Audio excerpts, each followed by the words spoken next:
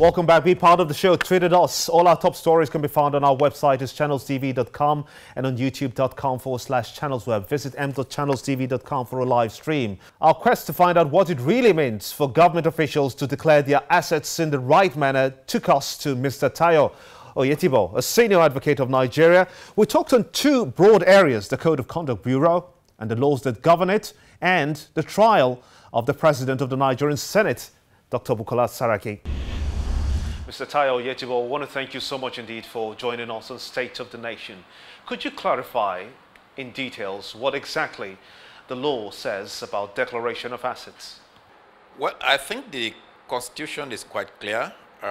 Public officers are required by the Constitution to declare their assets and those of their children or married children under the age of 18. And if you remain in office for a period of 4 years, you declare it at the end of 4 years. And if you are leaving office, you also declare when you are leaving office. That's quite clear in the Constitution. Do you suppose that it makes sense to bring up a matter that has happened way back in the past to the present time to a sitting Senate President?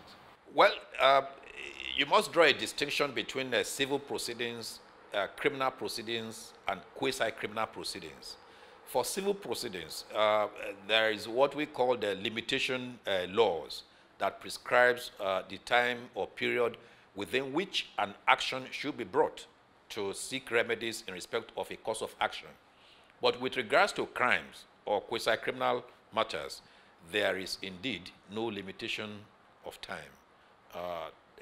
The simple meaning of that is that the law does not restrict the time within which you can bring a proceeding in respect of a criminal matter or quasi-criminal matter. The accuser will have his day. The accused will have his day. I expect those who have made allegations against him to present their facts in court, and for him to respond by showing that those facts are either true or they are untrue. And then the tribunal will be in a position to take a decision one way or the other.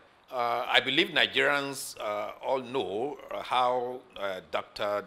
Bukola Saraki became a president of the Senate.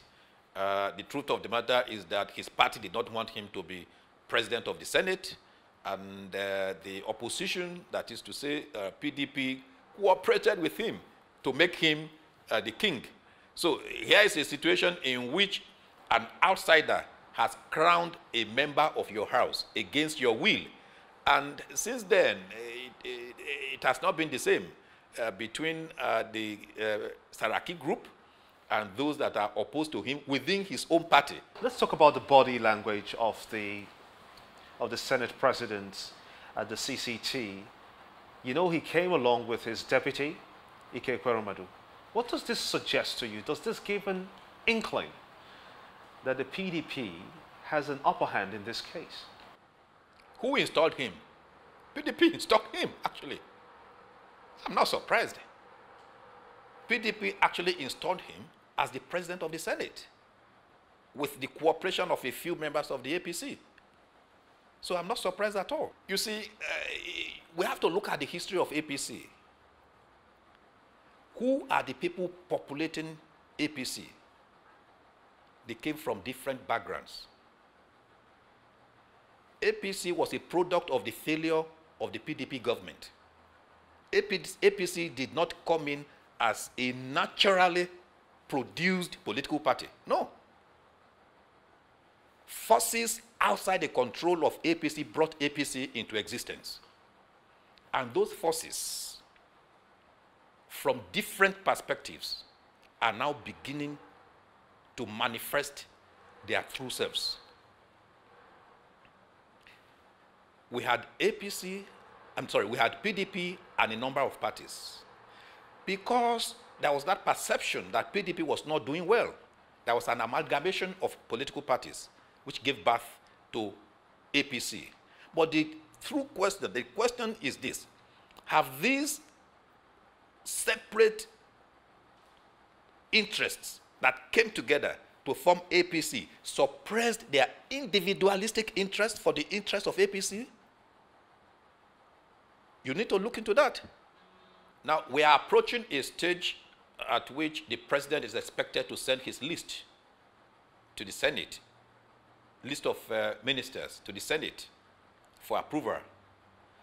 The head of the Senate that is going to preside over that exercise is the president of the Senate that is under trial.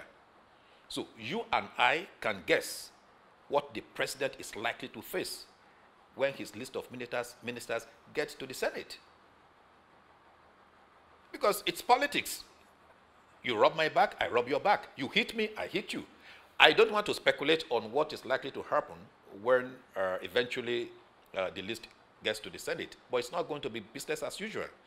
Do you feel that Dr. Saraki is under pressure by his party to resign as Senate President? I don't see him resigning. But is he under pressure? Well, he has been told before to vacate that seat. He was told initially.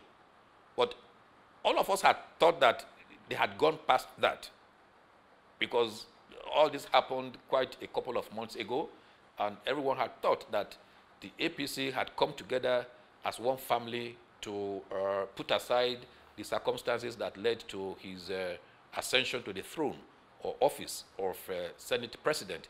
But it seems that we are all wrong. Do you support the use of an immunity clause? Immunity clause, I will tell you this. It protects the chief executives, that is the president, the vice president, the governor, and the deputy governors from criminal process or other processes of court in respect of their actions while in office. I'll tell you this, and from experience, if you allow the president or the governors to be exposed to criminal process, they might not have time to do anything. Because Nigerians, from previous experience, what you will find is 1,000 people going to court to sue the president or suing the governor of a state for sundry actions that might not even find their way in the legal process. So I think at this stage of our political development, there is still justification for the retention of the immunity clause in the Constitution. Do you feel that the laws governing the CCB be amended? The CCB before now has been a sleeping dog. I mean, let me use that expression to describe the situation in which they have been operating. Sleeping dog in the sense that they have not been seen to bite, okay? Except one or two cases that have come to the public domain. How many cases have you heard of a forfeiture of assets that were underdeclared? How many politicians or political office holders have been asked to vacate their seats as provided by the Constitution as a result of declaration of assets? How many politicians have been banned from holding public office as provided in the Constitution as a result of declaration of assets? Why don't we just scrap the CCB, since it has been dormant for some time now, instead of kidding ourselves, because it has not worked in the past, but now it's being used as a tool of government? You could have your functions. The existence of the function is one thing, but the performance or effective or efficacious performance of that function is another thing. Let's give examples of institutions. We used to have NAFDAC. Before the late Professor Dora Akunyili of a blessed memory came to NAFDAC, who knew about NAFDAC? She was there. NAFDAC began to back and bite. She left NAFDAC. You and I can guess. There is the other organization that controls, apart from food and drugs, that controls, that's the Nigerian Standard Organization.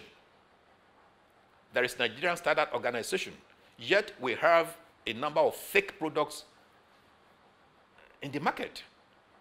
So there are quite a number of organizations and bodies that are set up by law. But it depends on the performance of the functions of that body. So the Code of Conduct Bureau is very, very relevant under the Constitution, and it's an important institution. It could be that they are not being well funded. It could be a capacity of personnel. It could be due to a number of reasons. But the point I am making is that before now, we really haven't seen the Code of Conduct Tribunal biting. What, in your view, will the trial of the President of the Nigerian Senate achieve for Nigeria? Quite frankly, the law is there. I believe strongly in the supremacy of the rule of law. If the law says that you can be tried for an offense, you can be tried for an offense, irrespective of the office that you hold. And the law of Nigeria as of today is that the President of the Senate can be tried. Let us get that right.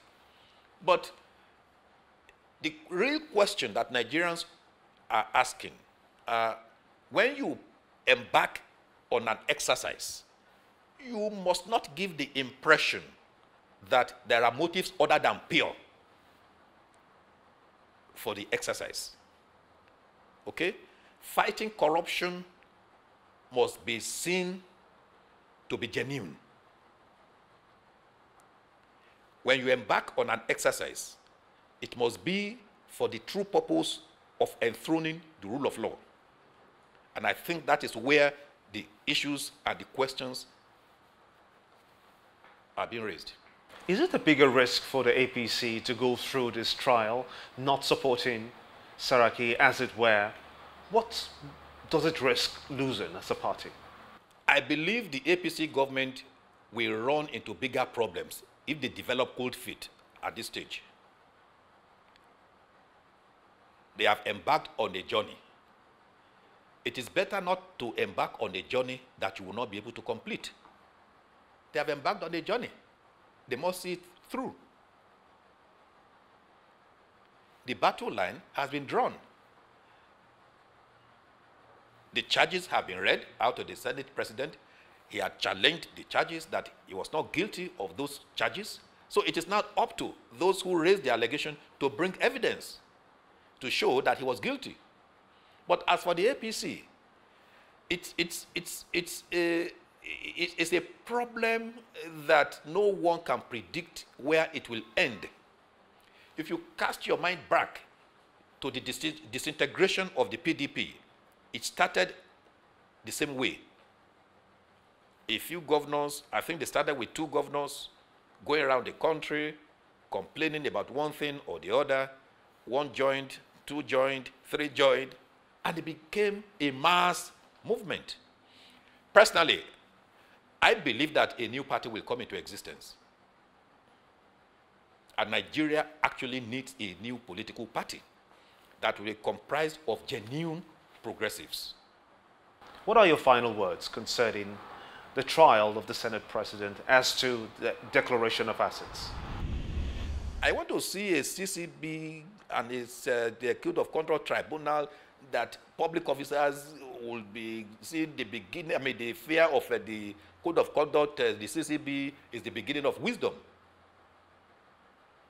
They should be well funded, and in terms of human capacity, they should be well peopled by those that are in the good stead to carry out the functions of that organization. I want to thank you so much indeed, Mr. Tayo Oyetibo San, Senior Advocate of Nigeria, for speaking to us on State of the Nation. My pleasure. Gambia, you are most welcome.